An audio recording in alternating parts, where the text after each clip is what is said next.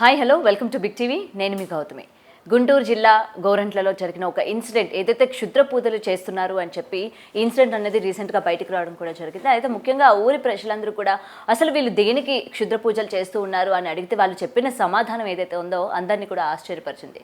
ముఖ్యంగా గ్రహణం సమయంలోనే ఇలాంటి పూజలు చేయడం ఏంటి, మేము అసలు మంచికే చేశాము, ఊరి యోగక్షేమాల కోసమే మేము పూజలు చేశాము అని అయితే వాళ్ళు చెప్పుకొస్తూ ఉన్నారు. అసలు నిజానికి గ్రహణం సమయంలోనే ఎలాంటి వాళ్ళు పూజలు చేస్తారు, ముఖ్యంగా ఈ పూజల వెనుక ఉన్న ఆంతర్యం ఏంటి తెలుసుకుంది. వాళ్ళు మనతో పాటు ఐకానిక్ ఆస్ట్రాలజర్ గట్టుపల్లి సురేష్ బాబు గారు ఉన్నారు. సార్ నమస్తే. జై శ్రీమన్నారాయణ. రైట్, ముఖ్యంగా ఈ క్షుద్ర పూజలు ఇవన్నీ కూడా మనం ఈ గ్రహణాల సమయంలోనే ఎక్కువ శాతం మనం చూస్తూ ఉంటాము, వింటూ ఉంటాము. అయితే రీసెంట్గా నిన్న గుంటూరులో జరిగిన ఇన్సిడెంట్ ఏదైతే ఉందో, అయితే ఊరి బాగోగుల కోసం మేము గ్రహణం రోజు అర్ధరాత్రి 12 అంటే 11 ఆ టైం నుంచి రాత్రి 1 గంటన్నర సమయంలోని వాళ్ళు పూజలు చేయడం జరిగింది. ఇది కూడా ఏంటంటే ఊరి మధ్యలో, అంటే కొంచెం చివరికి వచ్చేసరికి ఈ విషయం ఊరంతా కూడా తెలిసి, అయితే ఊరు బాగు కోసమే మేము చేశాము. దట్టు ఇక్కడ అనూహ్యంగా ఒక పేరు కూడా బయటకు వచ్చింది, అఘోరి శ్రీనివాస్. గతంలో మనం మాట్లాడుకున్నట్టు ఆ వ్యక్తి మాకు సహాయం చేశాడు, అతని దగ్గర మేము కొంత నేర్చుకొని మేము ఈరోజు ఇక్కడ చేయడం జరిగింది అని చెప్పి వాళ్ళు చెప్పుకొస్తూ ఉంటారు. సో అసలు దీన్ని ఎలా తీసుకోవాలంటారు? ముఖ్యంగా ఊరి క్షేమం కోసం ఇలాంటి పూజలు అనేవి చేస్తారా? ముఖ్యంగా గ్రహణ సమయంలో చేయాల్సిన అవసరాలు ఏంటి? ఇక్కడ ముఖ్యంగా మనం చూసుకున్నట్టయితే కనుక గ్రహణాల సమయం, ఈ సూర్యగ్రహణం చంద్రగ్రహణం ఏవైతే ఉన్నాయో ఈ గ్రహణాల సమయంలో పూజలు చేయటం అనేది ఉంటుంది. కానీ ఇలాంటి పూజలు చేయరు. ఓకే. మరి ఇంకొకటి ఏంటంటే గ్రహణాల సమయంలో ఎవరైనా సరే మంత్రోచ్చారణ నేర్చుకునేవారు కానీ, ఉపాసన చేసేవారు కానీ, దేవీ అభయం తీసుకునేవారు కానీ, పీఠం వేసుకునేవారు కానీ, పీఠం తీసుకునేవారు కానీ, ఇలాగా కొన్ని రకాలుగా ఉపాసన చేసేవారు, వారు మంత్రోచ్చారణ చేసుకునే విధానం అయితే ఉన్నది. ఇంకోటి సాధన చేసేవారు ఏంటంటే నీటిలో చెరువు కావచ్చు, వారి సమీప దూరంలో ఏదైతే ఉందో అనుకూలంగా దాంట్లోకి దిగేసి వారు ఎంతవరకు అయితే వారు దిగ్గలుగుతారో అంతవరకు దిగేసి మంత్రోచ్చారణ నేర్చుకునేటువంటి వారైతే ఉన్నారు. ఇది గ్రహణాల సమయంలో చేస్తే 40 రోజులు తీసుకోవాల్సిన దీక్ష ఒక రోజులో వచ్చేదానికైతే ఉంటుంది. ఇది కామన్గా జరిగేది. ఎందుకంటే విజయవాడ లాంటి పుణ్యక్షేత్రాల్లో గంగా కావచ్చు, కృష్ణ కావచ్చు, గోదావరి కావచ్చు, ఇలాంటి పుణ్య నదుల్లో ఉపాసన చేసేవారు చేస్తారు. గాయత్రి మంత్రం కావచ్చు, వేరే దేవి ఉపాసనకులు వీళ్ళంతా కూడా సాధకులుగా చేసేటువంటిది ప్రక్రియ ఉన్నది. ఇది తంతు. కాకపోతే ఇది లోక కళ్యాణార్థం కోసం కాదు. ఓకే. వారికి పవర్స్ పెంచుకోవడానికి, ఏదో మంచి చేసుకోవడానికి, లేదా వారికి కొంచెం పవర్స్ పెంచుకుని ఉండేదానికి అయితే చేసుకుంటారు, సాధకులుగా చేస్తారు. మరికొంతమంది ఇదే ఆసరగా పెట్టుకొని గ్రహణాల సమయంలో అఘోరాసు ఇలాగ చేసుకునేవాడు వారి సాధనలో వారికి ఉంటాయి. అది నెగిటివ్. హిప్నాటిజం, బ్లాక్ మ్యాజిక్, వశీకరణం ఇలా చేసుకునేదానికి జిన్నాతుల్ని దైవదూతల్ని, దేవదూతల్ని, స్పిరిట్స్ని ఇలాంటి వాటిని పిలుచుకొని ఆత్మల్ని, దెయ్యాల్ని, కొరివి దెయ్యాల్ని ఇలాంటి వాళ్ళని తీసుకొని ఆవహించుకునేదానికి చేస్తారు. అవి పేరు మాత్రము యక్షిణి, బాగల్ముఖి, భానుమతి ఇలాంటి విద్యలు చాలా ఉన్నాయి. ఇంకా ఈ మధ్యనైతే రూపవతి, ధూమావతి ఇది కూడా చేస్తున్నారు అనమాట. ఈ రూపవతి, ధూమావతి అనేది ఆడవారికి నేర్పించి ఆడవారి చేతి నుంచి వశీకరణ చేయించి, చాలామంది సాధకులు ఆడవారి చేతి నుంచి చిన్నపిల్లల్ని, పెద్ద పిల్లలందరినీ వశీకరణ చేయించి విదేశాలకు అమ్మటం, లేకపోతే పాటలు అనేది సేల్ చేయటం లాంటివి, ఇది ఒక పెద్ద క్రైమ్ నడుస్తుంది మన భారతదేశంలో. ఇది జరిగేదానికి అంతా కూడా ఈ గ్రహణాల సమయంలో ఉపాసన చేసి గ్రహణాల సమయంలో నేర్చుకునేటువంటి వారు చేస్తున్నటువంటి క్రియలు.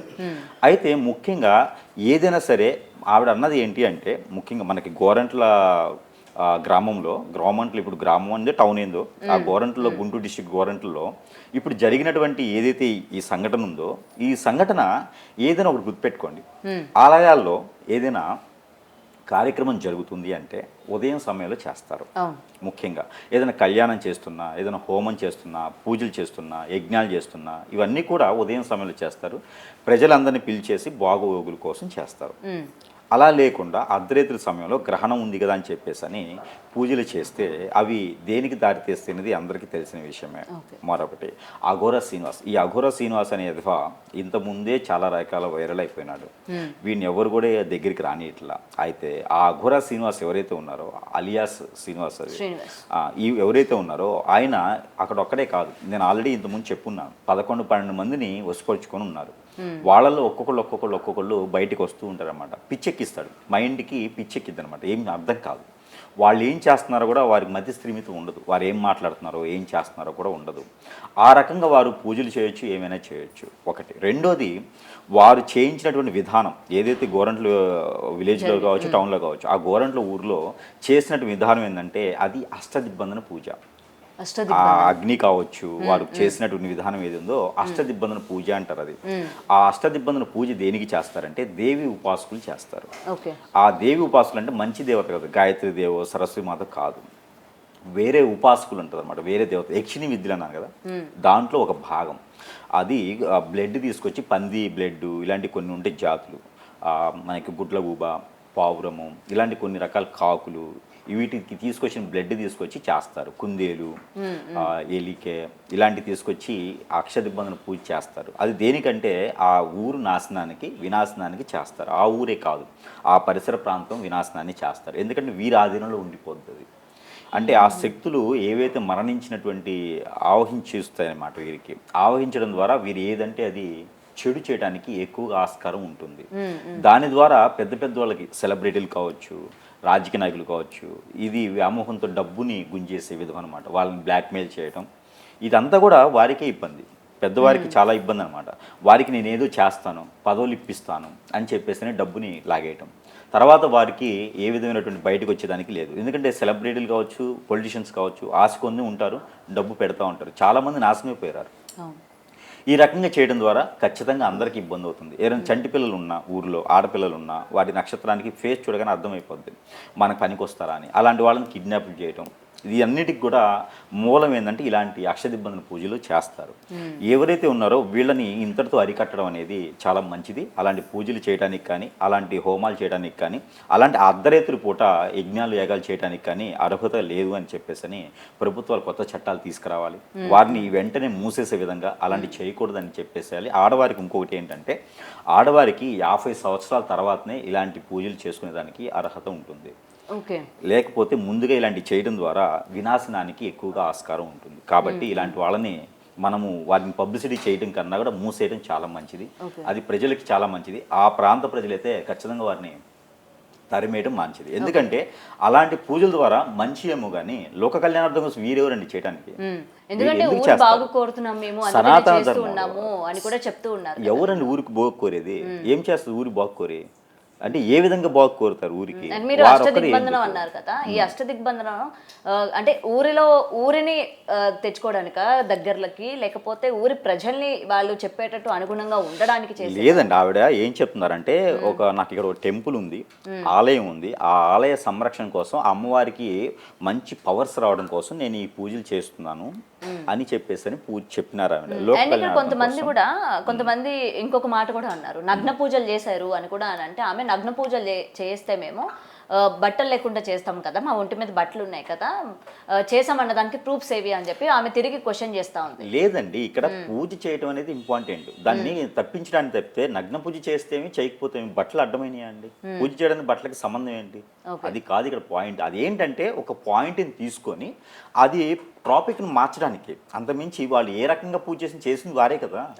ఇప్పుడు నగ్నంగా చేయని లేకపోతే మామూలుగా చేయని చేసింది ఎవరు? వాళ్ళే కదా. అది కదా ఇంపార్టెంట్. ఎలా చేస్తారనేది ఏముంది? వారి విధానం, వారి సిద్ధాంతం, వారి గురువులు దరిద్రులు ఏం చెప్పారో అది చేస్తారు. కానీ వారు ఏ రకంగా చేస్తే ఏమవుతుంది? అది కదా. దాంట్లో అడవి పంది అని ఉంటుంది. అడవి పందికి ఇంత ముళ్ళు ఉంటాయి, ఇంత నుంచి పెద్ద పెద్దగా ఇంత ముళ్ళు ఉంటాయి. ఆ అడవి పంది ముళ్ళు కూడా ఆ అగ్నిలో వేస్తారనమాట. ఆ అష్టదిబ్బన అగ్నిలో ఆ బ్లడ్తో పాటు అడవి పంది ముళ్ళు వేస్తారు. అడవి పంది ముళ్ళు వేశారంటే ఖచ్చితంగా ఆ సరౌండింగ్ ప్రాంతాల్లో 150 కిలోమీటర్ల వేరియేషన్లో మొత్తం ఎన్ని రకాల ఆత్మలు, ఎన్ని రకాల జిన్నాతులు, ఎన్ని రకాల పరిలు, ఎన్ని రకాలుగా ఉంటాయో అవన్నీ కూడా వారికి వశమవుతాయి. ఆ వశమైనప్పుడు వారు ఏం చేస్తారంటే ఆ వశం అవడానికి గ్రహణం రోజు చేయడం ద్వారా వారికి త్వరగా వశం అవుతాయి 15 రోజుల్లోనే. ఇంకొక మాట ఏంటంటే రానున్నటువంటి ఇప్పుడు 21వ తారీఖున అర్ధరాత్రి సూర్యగ్రహణం ఉంది.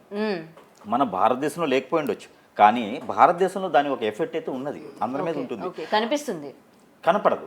సూర్యుడు మనకి భారతదేశంలో రాదు కాబట్టి కనపడదు, కానీ గ్రహం కింద మనం ఉంటున్నాం కదా, కాబట్టి ఆ ఎఫెక్ట్ అయితే ప్రతి ఒక్కరి మీద ఉంటుంది. కానీ ఈ గ్రహణానికి 15 రోజులు వ్యవధిలోని గ్రహణం రావటం, ఇలాంటి పూజలు, ఇలాంటి హోమాలను చేయటం ద్వారా అక్కడ ఏమవుద్దంటే ఆ 15 రోజులు, 41 రోజు, 60 రోజులు చేసేటువంటి పూజలు ప్రతిఫలము ఈ 15 రోజుల్లోనే వాళ్ళకి వస్తుంది, పవర్స్ వస్తాయి.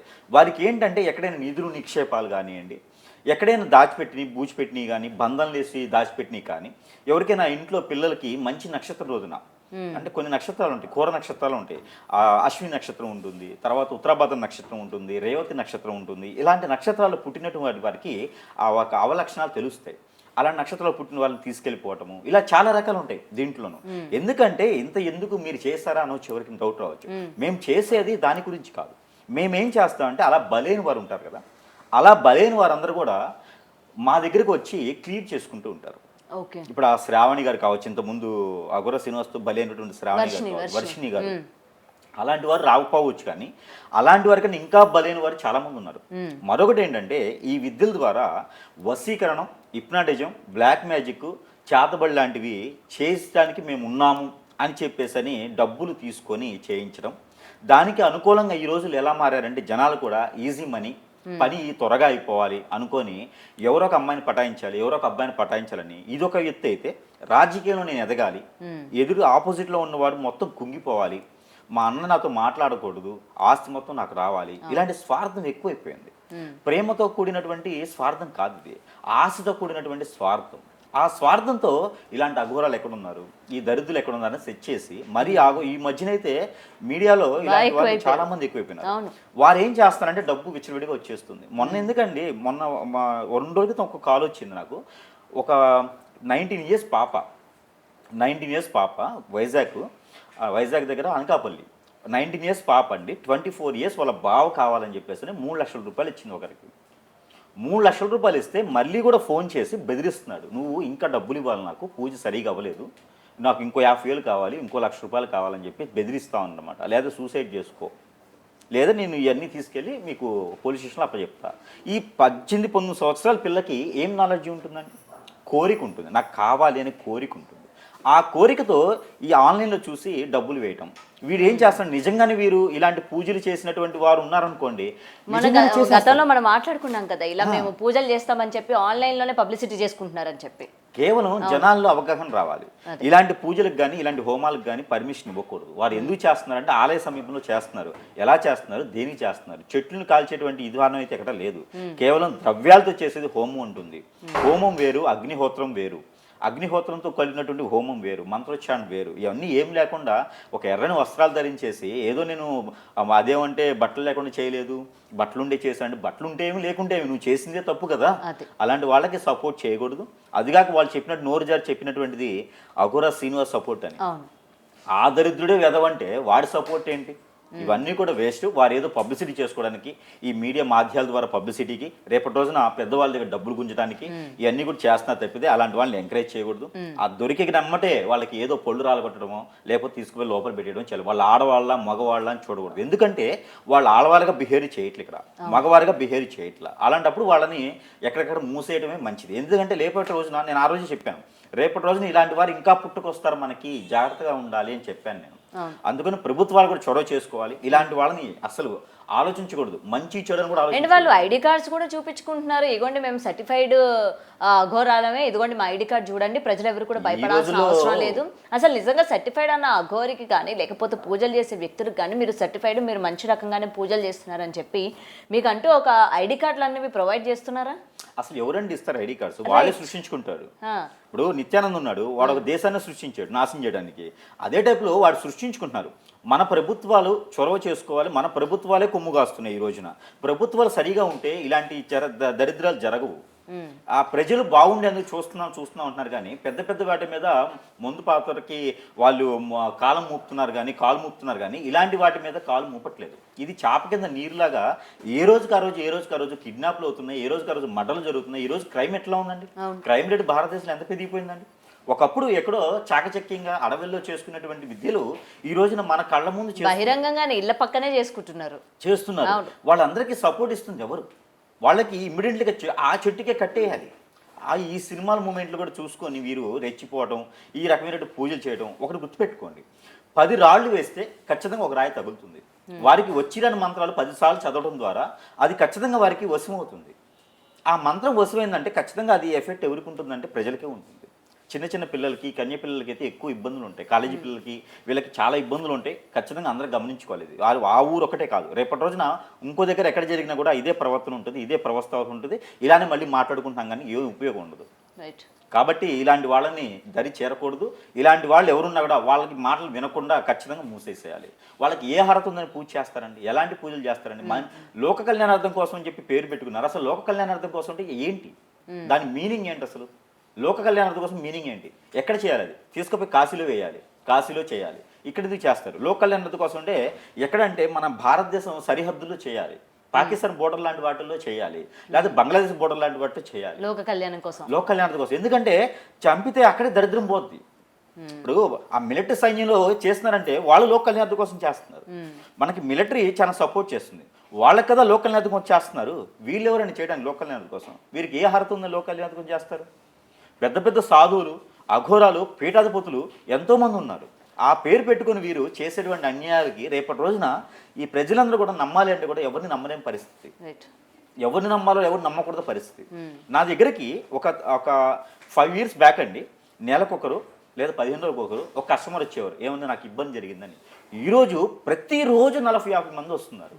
అంటే దాన్ని బట్టి ఎంతమంది బలవుతున్నారు ఇంకా తెలియకుండా బలయ్యే వాళ్ళు ఎంతమంది ఉన్నారు. ఏదైనా సమస్య వస్తే హాస్పిటల్కి వెళ్తుంటారు, టెస్టులు చేస్తే ఏ ప్రాబ్లం రాదు.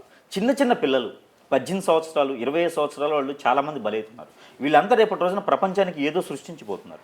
కానీ ఇలాంటి అఘోరాలు ఆ పేరు చెప్పుకొని సర్టిఫికెట్లు చూపించేసి, ఎవడండి వీళ్ళు సర్టిఫికెట్ ఇచ్చాడు దరిద్రుడు? ఎవడిస్తాడు సర్టిఫికెట్ లేడికి? వాడికన్నా గొప్పగా ఉండాలి వాడు, వాడికన్నా అఘోరా ఉండాలి వాడు, వాడు ఇంకొక ఎదవై ఉండాలి వాడు. ఎందుకు ఇస్తారు సర్టిఫికెట్లు ఇలాంటి వాళ్ళకి? నేను చెప్పేది ఒకటండి, ఇలాంటి వాటిని ఎంకరేజ్ చేయొద్దు. ఇది ఖచ్చితంగా అష్టదిబ్బదనం పూజే. దానికి వేరే చేస్తున్నాను లోకనాథ్ కోసం అంటే వినేది లేదు. లోకనాథ్ కోసం ఏం చేస్తారంటే వరుణ దేవునికి పూజ చేస్తారు, లేదా బ్రహ్మదేవుడికి పూజ చేస్తారు. ఇది కదా లోకనాథ్కి వస్తారు. రైతులు రాజు బాగుండాలనుకుంటే యూరియా కోసం గొడవలు అవుతున్నాయి. యూరియా ఇప్పియండి. యూరియా ఇప్పిస్తే తెలుగు రాష్ట్రాల్లో యూరియా లేదు, చాలా రైతులు గొడవలు చేస్తూ ఉన్నారు. యూరియా వచ్చేలా చేస్తే లోక కళ్యాణార్థం కోసం చేసినట్టే. ప్రజల బాధలు పంచుకొని వాటికి ఏదైనా న్యాయం చేస్తే లోక కళ్యాణార్థం కోసం చేసినట్టే. దానికి చాలా ఉన్నారు, రాష్ట్రాల్లోనే ప్రభుత్వాల్లోనే పాలక మండలి ఉంది, చాలా రకాల పదవులు ఉన్నాయి, వారందరూ చేస్తున్నారు ఆ పదవులు. వీరెవరు లోక కళ్యాణార్థం కోసం చేయడానికి? ఎందుకు చేయాలి లోక కళ్యాణార్థం? నీకేం అర్హత ఉంది? ఇవన్నీ కూడా ఆలోచించుకోవాల్సిన విషయం. ప్రజల్లో అవగాహన రావాలి. మొదటిగా ప్రజల్లో అవగాహన వస్తేనే ఇలాంటివన్నీ తగ్గుతాయి. ఇలాంటి వాటికి ఖచ్చితంగా ఎంకరేజ్ చేయకూడదు. ఎంకరేజ్ చేసారంటే మాత్రం ఖచ్చితంగా వాళ్ళింటో కూడా ఆ నిప్పు పడుతుంది. అందరు కలిసి వారిని కొడతారా తిడతారా పక్కన పెట్టండి, మనకు ఆ పాపం వద్దు. ప్రభుత్వాలు ఉన్నాయి, చట్టాలు ఉన్నాయి, అలాంటి వాళ్ళని ఖచ్చితంగా అప్పచెప్పాలి. అలాంటి చేయకుండా ఏదైనా సరే చట్టం తీసుకురావాలి. లేదంటే ఇలాంటి ఘోరాలు అయితే అఘోరా శ్రీనివాస్ ఈ రోజు అవ్వచ్చు, లేకపోతే ఏవిడు ఇంకో రోజు అవ్వచ్చు. రేపటి రోజున ఇంకా మనం చవి చూడాల్సి వస్తుంది. రేపటి రోజున క్రైమ్ రేట్ ఇంకా పెద్దకుండా చూడాలంటే కనుక ప్రభుత్వాలు ఖచ్చితంగా చొరవ చేసుకోవాలి. ఎవరికి ఏ అర్హత ఉంది అనేది చూసుకోవాలి. లేదంటే కనుక ఇది భయభ్రాంతులు చేస్తుంది. ఖచ్చితంగా భయభ్రాంతులు చేసేటువంటి విషయం ఏది. దీన్ని మాత్రం ఊరికనే వదిలిపెట్టే ప్రసక్తి అయితే వద్దు. Right sir, thank you sir.